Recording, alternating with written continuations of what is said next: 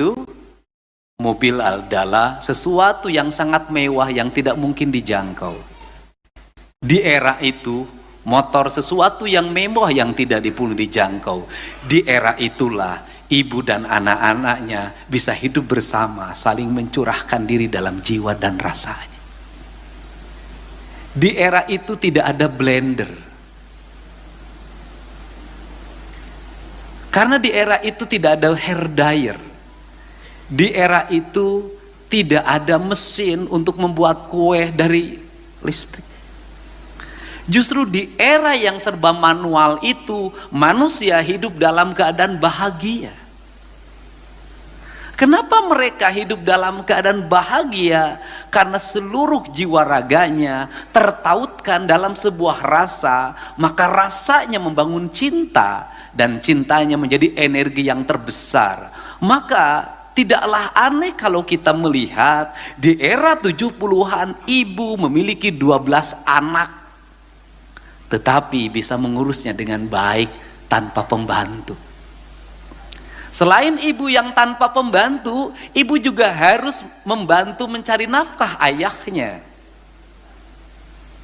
Dia harus ke sawah, dia harus ke kebun, dia harus bagaimana seluruh energinya disurahkan untuk seluruh anak-anaknya. Maka dirinya adalah anaknya. Karena dirinya adalah anaknya, maka dalam jiwanya ada sebuah kepekaan rasa yang luar biasa. Ketika anaknya ada kegelisahan, ibunya gelisah. Ketika anaknya sedih, maka ibunya sedih. Ketika anaknya sakit, maka seorang ibu berkata dengan penuh dengan air mata, "Ya Allah, pindahkanlah penyakit anakmu ini pada diriku." Disitulah kekuatan spiritual yang luar biasa. Tak ada dokter, tak ada perawat, tak ada bidan. Yang ada hanya kekuatan jiwa dan cinta. Dari situlah anak bisa besar 9, tak ada satupun yang meninggal. Tak ada dokter. Tapi dia bisa menyelesaikan seluruh problem anaknya dengan baik. Panas hanya dikompres. Meriang hanya dikerok pakai bawang. Paling tinggi obatnya hanya Nafspro dan Bodrexin. Itu derajat obat yang paling tinggi.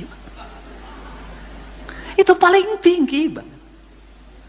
Kemudian, apakah ibu-ibu di zaman itu terlilit hutang pinjol? Tidak. Apakah ibu-ibu di zaman itu terlilit oleh bank keliling? Tidak.